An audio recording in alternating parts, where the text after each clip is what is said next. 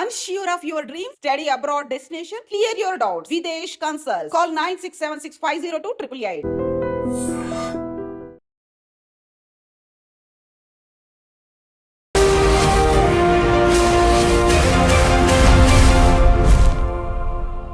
నమస్తే, welcome to I dream social spotlight with కవిత.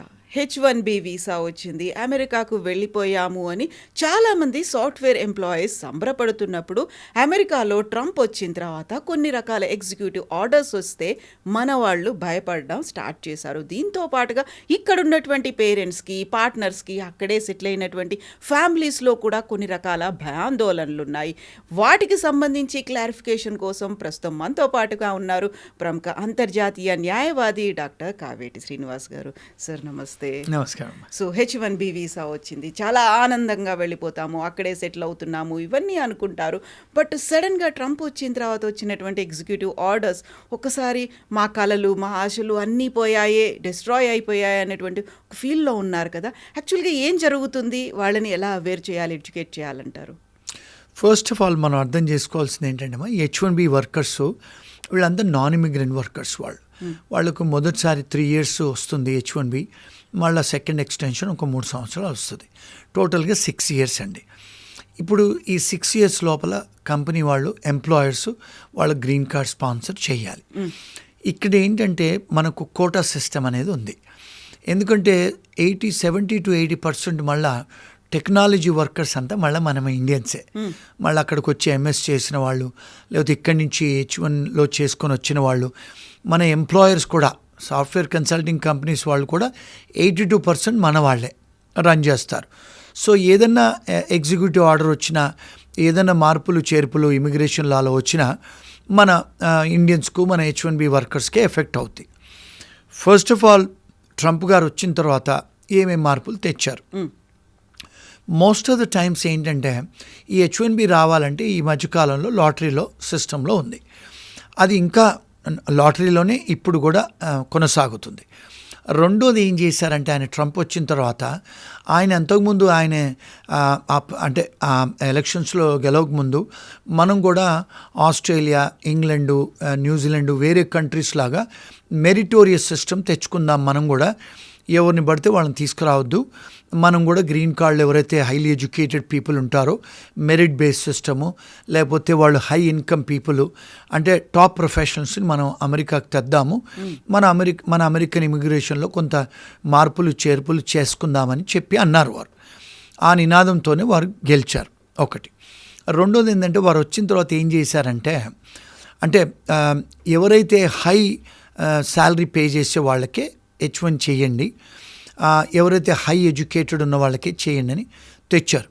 రెండోది ఏంటంటే, ఇప్పుడు అక్కడికి వచ్చిన తర్వాత చాలామంది ఎంప్లాయీస్ ఇప్పుడు ఇక్కడి నుంచి ఎవరైతే వస్తారు కదండి, చాలామంది కొంతమంది నాట్ క్వాలిఫైడ్ పీపుల్ వస్తారు. అంటే వాళ్ళకు బేసికల్గా ఇంగ్లీష్ కూడా సరిగా రాదు, కొన్నిసార్లు ఐటీ స్కిల్స్ కూడా లేని వాళ్ళు వస్తారు. అక్కడికి వచ్చి డబ్బులు ఇచ్చి ఏదో H1 చేయించుకుంటారు. చాలామంది వచ్చి కంపెనీస్ పెట్టేసి వాళ్ళు కొన్ని అవకతవకలు చేస్తూ ఉంటారు. షెల్ కంపెనీలు చేస్తారు, అక్కడ జాబ్ ఉండదు, జాబ్ ఉన్నట్టు క్రియేట్ చేస్తారు. ఇలాంటివి చాలా జరుగుతున్నాయండి. అంటే నేను ఒకవేళ ఇది చెప్తే చాలామంది ఐటీ కంపెనీ ఓనర్లకు వాళ్ళకు సంతోషంగా ఉండరు. సో ఏం చేస్తున్నారంటే, ఆయన ఏం చేశానంటే, ఆడిట్ చేయండి అంటే I-9 ఎన్ఫోర్స్మెంట్ చేయండి. ఫామ్ I-9 అంటే ఏమిటి అంటే, ఎవరైతే నాన్ ఇమిగ్రెంట్ వర్కర్స్, స్టూడెంట్స్ ఎవరు వచ్చినా కూడా మీరు వాళ్ళకు అసలు ఉద్యోగం చేసే అర్హత ఉందా లేదా, ఒకవేళ అర్హత ఉంటే చెక్ చేయండి ఇమిగ్రేషన్తోని. రెండోది, ఎంప్లాయర్స్ ఎవరైతే ఉన్నారో వాళ్ళకు అసలు నిజంగా ఆఫీసులు ఉన్నాయా, వాళ్ళకు అసలు నిజంగా ఎంప్లాయ్మెంట్ ఉందా, వాళ్ళకు అసలు ప్రాజెక్ట్స్ ఉన్నాయా, అసలు వాళ్ళు నిజంగానే ఎంప్లాయర్సా. చాలాసార్లు ఏం చేస్తున్నారంటే అండి కవిత గారు, ఇండియాలో ఉండి అమెరికాలో కంపెనీస్ నడిపిస్తారు ఆన్లైన్లో. మరి చాలామంది ఇండియాలో ఉన్నారు ఓనర్లు, మరి అసలు నిజంగా అసలు ఓనర్స్ అక్కడ ఉన్నారా, అసలు నిజంగా ఆఫీస్ ఉందా, వాళ్ళకి అసలు ఆఫీస్ స్పేస్ ఉందా, అంతమంది కూర్చునేటట్టు వాళ్ళ కంప్యూటర్లు, డెస్కులు ఉన్నాయా, అసలు నిజంగా వాళ్ళకి ప్రాజెక్ట్స్ ఉన్నాయా, అంటే బోనఫైడ్ ఎంప్లాయ్మెంట్ ఉందా లేదా, అవన్నీ చెక్ చేయండి, ఆడిట్ చేసి మీరు వాళ్ళకు వీసాలు ఇవ్వండి అని చెప్పి ఆయన పాలసీ తెచ్చారు. ఎగ్జిక్యూటివ్ అంటే ఆర్డర్తో పాటు ఎన్ఫోర్స్ చేయండి అని చెప్పారు. సో ఇవన్నీ మన వాళ్ళు చేసే అవకతవకలకి మన వాళ్ళు భయాలు పడతారు. ఎందుకు? ఉద్యోగం ఉందని చెప్తారు, H1 చేస్తారు, ఉద్యోగం ఉండదు. ఉద్యోగం మరి ఉన్నదని మీరు H1 చేశారు కదా, మరి ఎంప్లాయీకి మీరు ఒక ఆశ కలిగించారు, మరి వాళ్ళకి ఏదైనా ఉద్యోగం కలిగించో శాలరీ ఇవ్వాలి కదా, శాలరీలు ఇవ్వరు. శాలరీ ఇవ్వకపోతే మీకు పే స్టెప్స్ ఉండవు. పే స్టెప్స్ లేకపోతే మీరు ఒకవేళ వేరే వీసా మార్చుకోవాలన్నా, ఒకవేళ మీరు ఇండియాకి వచ్చి స్టాంపింగ్ చేయించుకోవాలన్నా, ఒకవేళ మీరు భార్య బిడ్డలను తెచ్చుకోవాలన్నా, లేకపోతే మీ ఫ్యామిలీని పిలిపించుకోవాలన్నా, లేకపోతే మీరు ట్రావెల్ చేయాలన్నా కూడా, లేకపోతే ఒక వేరే H1 చేసుకోవాలన్నా, లేకపోతే వేరే స్టూడెంట్ వీసా చేంజ్ చేసుకోవాలన్నా, మీ దగ్గర పే స్టెప్స్ లేకపోతే మీకు అర్హత లేదు. సో 90 days వరకే మీరు అక్కడ ఉండొచ్చు, అంటే ఉద్యోగం లేకుండా. కానీ మీకు పే స్టెప్స్ ఉండాలి, అంటే మీకు వాడు ఎంప్లాయర్ పే చేయాలి శాలరీ. ఇవన్నీ చేయరు వాళ్ళు. చేయనప్పుడు వీళ్ళకి అయ్యే ఇబ్బందులు ఇవన్నీ. సో అంటే ఆయన తీసుకొచ్చిన ఎగ్జిక్యూటివ్ ఆర్డర్ ఏంటంటే ఎన్ఫోర్స్ చేయండి అని ఒకటి. రెండోది ఏంటి, ఇప్పుడు ఎవరైతే హై శాలరీ ఉంటారో వాళ్ళకే ఉద్యోగాలు ఇవ్వండి.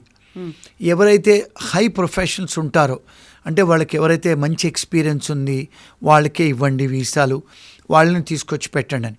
ఇక్కడ ఏం ప్రాబ్లం అవుతుందంటే, చాలామంది స్టూడెంట్స్ వస్తారు కదండి ఇక్కడ MS చేయడానికి వస్తారు, లక్షలలో వేల మంది వస్తారు. వీళ్ళ వయసు ఏంటి? 23, 24. మరి 23, 24 ఏళ్ల వయసు అబ్బాయిలకి అమ్మాయిలకి మరి మీ రెజ్యూమేలో 7 సంవత్సరాలు 8 సంవత్సరాల వర్క్ ఎక్స్పీరియన్స్ ఉందా? అన్నీ ఫేక్ పెడతారు మన వాళ్ళు. మన ఎంప్లాయీస్ అలాగే ఉన్నారు, ఎంప్లాయర్స్ అలాగే ఉన్నారు. పెట్టేసి ఉద్యోగాల ప్రయత్నాలు చేస్తారు. అక్కడికి వెళ్ళినప్పుడు మీరు ఎక్కడికైతే ఉద్యోగం చేయడానికి వెళ్తారో క్లయింట్ దగ్గర మీరు పర్ఫామ్ చేయలేరు. మీ ఏజ్ 21, 22, 23. మరి 7-8 సంవత్సరాలు పెట్టి వేరే వాడితో ఇంటర్వ్యూ చేపించి అక్కడికి వెళ్తారు. వాళ్ళు ఏదైనా మాట్లాడితే మీకేం రాదు. సో ఇలాంటప్పుడు మరి వాళ్ళకు తెలుస్తుంది కదా ఇవన్నీ ఫేక్ అని. ఇవన్నిటిని కూడా స్ట్రిక్ట్ చేస్తున్నాడు. సో ఇవన్నీ ఓపెన్గా ఎవరు మాట్లాడరండి. ఇవన్నీ మనలాంటి వాళ్ళు చెప్తే జనాలకి కష్టం. అంటే కొంతమంది నన్ను కూడా క్రిటిసైజ్ చేస్తారు, ఆయన చాలా ఓపెన్గా చెప్తాడని. సో ట్రూత్ ఇస్ ట్రూత్ కదండి. ఇలాంటి అన్నీ చేసినప్పుడు కొన్నిసార్లు ఇమిగ్రేషన్ వాళ్ళు పట్టుకుంటున్నారు, ఎంప్లాయర్స్ని పట్టుకుంటున్నారు, ఎంప్లాయీస్ను పట్టుకుంటున్నారు. పట్టుకున్నప్పుడు వీళ్ళందరినీ అరెస్ట్ చేసి డిపోర్ట్ చేస్తున్నారు. ఈ విషయాలు మన ఫ్యామిలీస్కి కానీ మన హస్బెండ్స్కు, వైఫ్స్కు, మదర్, ఫాదర్స్కు చెప్పరు ఎందుకైంది ఇది అని. మీరు అంటే తెలుసుకోవాలి. మన పేరెంట్స్, మన ఫ్యామిలీస్ కూడా, వైఫ్సే కానీ హస్బెండ్స్నే కానీ తెలుసుకోవాలి మనం. ఏమండి మీరు ఎక్కడ జాబ్ చేస్తున్నారు, ఎంప్లాయర్ ఎవరు, ఆ ఎంప్లాయర్ గురించి రీసెర్చ్ చేశారా, అసలు వాళ్ళు ఆఫీస్కి వెళ్ళి చూసారా? నాకు చాలామంది కాల్ చేస్తారండి, నేను అడుగుతాను మీరు ఎక్కడ ఉన్నారంటే నేను కాలిఫోర్నియాలో ఉన్నాను సార్ అంటారు. మరి మీ ఎంప్లాయర్ ఎక్కడ ఉన్నారంటే న్యూజెర్సీ. మరి ఎప్పుడన్నా మీరు వెళ్ళి న్యూజెర్సీకి వెళ్ళి మీ ఎంప్లాయర్ ఆఫీస్కి వెళ్ళారా, చూసారంటే లేదు సార్ అంటారు. ఎందుకంటే నేను కాలిఫోర్నియాలో ఉన్నాను. మరి మీకు ఎంప్లాయర్ ఎలా తెలుసు అంటే ఫోన్లో, ఆన్లైన్లో. మరి అసలు వాడికి ఆఫీసే లేదు అక్కడ. ఫోన్ నెంబర్, న్యూజెర్సీ అడ్రస్ ఉంటుంది, న్యూజెర్సీ ఫోన్ నెంబర్ ఉంటుంది. ఆ మనిషి ఎక్కడో విజయవాడలో, గుడివాడలో, హైదరాబాద్లో కూర్చొని రన్ చేస్తుంటాడు. ఫోను ఇండియన్ టైమింగ్లో ఎత్తుతాడు, ఫోను అమెరికన్ టైమింగ్లో ఎత్తాడు. మరి నేను అడుగుతాను, మరి మీకు ఎలా తెలుసు, మీరు ఏమైనా రీసెర్చ్ చేశారా? తెలీదు, చేయలేదు. మరి ఇబ్బందులే కదా. H1కి డబ్బులు ఇస్తారు వీళ్ళు, ఇవ్వకూడదు బైలా. H1 చేయించుకుంటారు. H1 అయిన తర్వాత ఉద్యోగం ఉండదు అక్కడ ఉద్యోగం ఉండదు, పేరోల్ ఉండదు. మళ్ళీ 2-3 నెలలు 4 నెలలు అయిన తర్వాత వాడు ఎంప్లాయరు ఆన్సర్ ఇవ్వడు. సో ఇవన్నీ ఇబ్బందులు అయిన తర్వాత లాయర్ల చుట్టూ తిరుగుతారు. మేము ఏం చేయగలుగుతామండి అప్పుడు? సో మేము అడిగిన క్వశ్చన్స్కి ఆన్సర్స్ ఉండవు. So this is the repeated mistakes. అందరూ ఎంప్లాయర్స్ కూడా చేసే మిస్టేక్స్. సో ఇవన్నీ మనం జాగ్రత్తలు తీసుకునేటట్టయితే మనకి ఇబ్బందులు జరగవు. బైలా ఇవన్నీ మనం చూసుకునేటట్టు. ఇంకొకటి కూడా ఎంప్లాయీస్కి ఎక్కడ ప్రాబ్లం అవుతుందంటే, ఈ ఎంప్లాయర్స్ ఈ మధ్యకాలంలో చాలామంది బ్లాక్ లిస్టెడ్ ఎంప్లాయర్స్ ఉన్నారండి. అది డిపార్ట్మెంట్ ఆఫ్ లేబర్ వెబ్సైట్లో కూడా పెట్టున్నాయి. Even immigration and custom enforcement వెబ్సైట్లో కూడా ఆ ఎంప్లాయర్ డీటెయిల్స్ ఉన్నాయి. అవి ఫస్ట్ చెక్ చేసుకోవాలి మనం. రెండోది, మనకు డిపార్ట్మెంట్ ఆఫ్ స్టేట్ అని ఎక్కడైతే ఇండియాలో మనకు కంపెనీస్ రిజిస్ట్రేషన్ ROC అని ఉంటుంది, రిజిస్ట్రేషన్ ఆఫ్ కంపెనీస్ అని. ఎవరైనా కంపెనీస్ గురించి మనం ఆన్లైన్కి వెళ్ళి రీసెర్చ్ చేసుకోవచ్చు. అదేవిధంగా కూడా మీరు అమెరికాలో కూడా రీసెర్చ్ చేసుకొని అసలు ఈ కంపెనీస్ ఎప్పుడు రిజిస్టర్ అయ్యాయి, అసలు వీళ్ళకు ట్యాక్స్ రిటర్న్స్ ఉన్నాయా, అసలు ఓనర్ ఎవరు, ఓనర్ గ్రీన్ కార్డ్ హోల్డరా, సిటిజనా, లేకపోతే ఇండియాలో కూర్చొని రన్ చేస్తున్నాడా, లేకపోతే ఒక స్టూడెంట్ కంపెనీ పెట్టి నడిపిస్తున్నాడా, ఒక H1B మ్యాన్ కంపెనీ పెట్టి నడిపిస్తున్నాడా, ఇవన్నీ రీసెర్చ్ చేసుకోవాలండి. ఎంటైర్ డీటెయిల్స్ ఉంటాయి ఉంటాయి, ఆన్లైన్లో ఉంటాయి అన్నీ. రీసెర్చ్ చేసుకోవాలి. మీరు చేసుకుంటే మీరు ఇవన్నీ జాగ్రత్తలు తీసుకోవాలి. H1B వర్కర్స్ ఈ మధ్యకాలంలో ఏమవుతుందంటే ఒక 4-5 సంవత్సరాల నుంచి ఈ ఎంప్లాయర్స్ 2-3 H1 ఫైల్ చేస్తున్నారు ఒక మనిషికి, 2-3 కంపెనీస్ పెట్టి. ఇమిగ్రేషన్ వాళ్ళు ఎన్ఫోర్స్మెంట్ చేసి ఆ ఎంప్లాయర్స్ను బ్లాక్ లిస్ట్ చేస్తున్నారు, ఎంప్లాయర్స్ మీద కేసులు పెడుతున్నారు, క్రిమినల్ కేసులు. ఆ ఎంప్లాయీస్ మీద కూడా వీసా రద్దులు చేసి వాళ్ళకి డిపోర్ట్ చేస్తున్నారు, వాళ్ళ మీద కేసులు పెడుతున్నారు. మరి ఎవరు తప్పండి? మనది కూడా తప్పు ఉంది కదా. So we have to do all these research. అవన్నీ వీసా రద్దులు అయిన తర్వాత కంపెనీ క్లోజ్ అయిపోతుంది. వాళ్ళు ఏమంటారు, మేము కంపెనీ క్లోజ్ చేస్తున్నాము, మేము మీకు ఏ డాక్యుమెంట్స్ ఇవ్వలేము, పేరోల్ ఇవ్వలేము, మేము ఎలాంటి H1B సంబంధించిన డాక్యుమెంట్స్ ఇవ్వలేనని చెప్తారు. అలాంటి జరిగినప్పుడు మరి మేము ఏం చేయగలుగుతాం వాళ్ళకి? సో ఇవన్నీ కూడా కాషన్ తీసుకొని వాళ్ళు చెక్ చేసుకొని ఎంప్లాయర్ దగ్గర డాక్యుమెంట్స్ చేసుకొని వాళ్ళ ప్రొటెక్ట్ చేసుకోవాలి వాళ్ళ రైట్స్. ఇవన్నీ కూడా ఆయన ఎన్ఫోర్స్ చేయమని చెప్పి ఎగ్జిక్యూటివ్ ఆర్డర్లు తెస్తున్నారు. మరి ఆయన దగ్గర అడ్వైజర్స్ ఇస్తున్నారు, మన ఇండియన్సే ఆయన దగ్గర అడ్వైజర్స్ ఇస్తున్నారు, ఆయన అలాంటి పాలసీస్తో వస్తున్నారు. సో ఇవన్నీ అండి H1B వాళ్ళకుండే ఇబ్బందులు, వాళ్ళు తీసుకోవాల్సిన రెమెడీస్. నాట్ ఓన్లీ ఇండియన్స్, ఎవరికైనా ఇదే రూల్స్ అనేవి ఆయన ఇంప్లిమెంట్ చేస్తున్నారు కాబట్టి మనం ఏదో తప్పు చేస్తున్నాం, మనల్నే పంపిస్తున్నారు అని కాదు. కాకుంటే అక్కడ ఏమవుతోంది అనేది ఫస్ట్ అర్థం చేసుకొని ప్రాపర్ వేలో వెళ్తున్నామా లేదా అది మాత్రం తెలుసుకుంటే చాలు.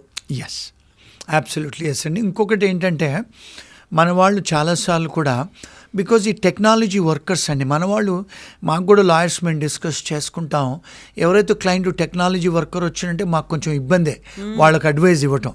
ఎందుకంటే వీళ్ళు ఏం చేస్తారు, చాట్ జీపీటీలో గూగుల్లో సెర్చ్ చేస్తారు, ఆ సెర్చ్ చేసిన ఇన్ఫర్మేషన్ తీసుకొని వాళ్ళు అడ్వైజులు ఇచ్చుకుంటారు. నాకు మొన్న ఒక క్లయింట్ కాల్ చేసింది, నాకు ఆమె చాట్ జీపీలో ఏదైతే అడ్వైజ్ వచ్చిందో అది నాకు చెప్తుంది ఆమె. నేనన్నా, అమ్మ నేను ఆర్టిఫిషియల్ ఇంటెలిజెన్స్లో PhD చేశాను, నువ్వు చాట్ జీపీలో చదివి నాకు చెప్తున్నావు కదా అంటే, సార్ మీకు ఎలా తెలుసు సార్, నేను చాట్ జీపీటీలో చూసి మిమ్మల్ని అడుగుతున్నాను, నాకు అందులో వచ్చినాయి మీకు చెప్తున్నాను అంటుంది. అమ్మ చాట్ జీపీటీలు లేకపోతే గూగుల్ ఇవన్నీ ఇన్ఫర్మేషన్ ఎవరో మీలాంటి డేటా వాళ్ళు ఇన్పుట్ చేస్తేనే వస్తుందమ్మా, అది లా కాదు, ఇన్ఫర్మేషన్ కాదు. Seek advice from competent immigration లాయర్లు. ఎందుకంటే ఇమిగ్రేషన్ లాయర్లు ఎవరైనా కూడా అండి, కవిత గారు అమెరికాలో, ఇంగ్లాండ్లో, ఆస్ట్రేలియాలో, న్యూజిలాండ్లో, కెనడాలో లాయర్లు అవ్వాలంటే 8 కోట్లు ఖర్చు పెట్టాలండి. లాయర్ అవ్వాలంటే 8 కోట్లు. మళ్ళీ అంటే మీకు 97-98% మీకు స్కూల్లో కాలేజీలలో మీకు 97-98% ఉంటేనే స్కోరింగ్ ఉంటేనే మీకు లా స్కూళ్ళల్లో స్కూల్ అడ్మిషన్ దొరుకుద్దండి. మళ్ళీ ఇక్కడి నుంచి వచ్చిన IT స్టూడెంట్స్ లాగా కాలేజీలు పోకుండా ఆన్లైన్లో చదువుకొని దొంగ రెజ్యూమేలు పెట్టి దొంగ అసైన్మెంట్ చేసి ఏదో 10,000, 5,000 ఫీజులు కట్టి పాస్ అయ్యే టైప్ ఉండదండి లాలో. అమెరికాలో, ఇంగ్లాండ్లో, ఆస్ట్రేలియాలో, కెనడాలో క్లాసుకు వెళ్ళాలి, 8 లక్షలు to 12 కోట్లు ఖర్చులు పెట్టి చదువుకోవాలి, అందుకనే లాయర్లు అవుతారు. మరి వీళ్ళు లోన్లు తీసుకొని చదువుకుంటే లాయర్లు మరి వీళ్ళు ఎక్కడి నుంచి సంపాదిస్తారండి? అందుకని క్లయింట్స్ మీద సంపాదిస్తారు. ఒక్కొక్కడికి 10-20 సంవత్సరాలు వాళ్ళకు లోన్స్ ఉంటాయి. అందుకని వాళ్ళు క్లయింట్స్ దగ్గర $350 to $400-500 తీసుకొని వాళ్ళు ఫీజులు కట్టి మరి వాళ్ళకు జీతాలు ఇవ్వాలి, ఆఫీసులు నడపాలి కదా. వీళ్ళు ఏమంటారు, ఎందుకు సార్ మీరు అంత ఎక్స్పెన్సివ్ అని. మరి నేను కూడా 4 దేశాలలో చదువుకొని కోట్లు ఖర్చు పెట్టుకొని ఈరోజు లా ప్రాక్టీస్ చేస్తున్నాం, మరి ఫ్రీగా చెప్పలేం కదండి. ఎవరికైతే ఎక్స్పీరియన్స్ ఉందో, ఎవరికైతే ట్రాక్ రికార్డ్ ఉందో వాళ్ళని అథెంటిక్ అని నమ్మి వెళ్తే వాళ్ళకి కావాల్సినటువంటి సజెషన్స్ తీసుకుంటే సరిపోతుంది. కరెక్ట్ అండి. లేకపోతే మీలాంటి iDreamలో వచ్చిన వీడియోలు చూస్తే చాలామందికి ఫ్రీ ఉచిత సలహాలు దొరుకుతాయి. ఎస్. సో కావేటి శ్రీనివాస్ గారిని మేము ఇప్పుడు ఎందుకు ఇంటర్వ్యూ చేస్తున్నాము అంటే, he gives that authentic information.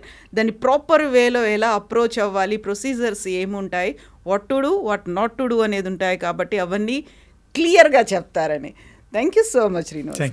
Thank you.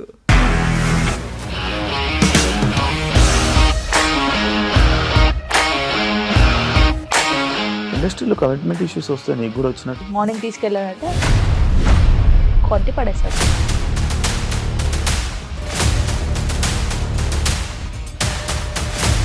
ఒక్కళ్ళు కూడా చూడలేదు ఈ సినిమా అని చెప్పడానికి కూడా చాలా ధైర్యం కావాలి. అది నిజం కదా, దాంట్లో ధైర్యం ఏంటి? ఇది నెక్స్ట్ డే ప్లేట్ మార్చేస్తే తప్పు కదా. As of now we are comfortable this అని నేను అనుకుంటున్నాను. రష్మిక గారిది మీది ఒకే ఊరంట కదా?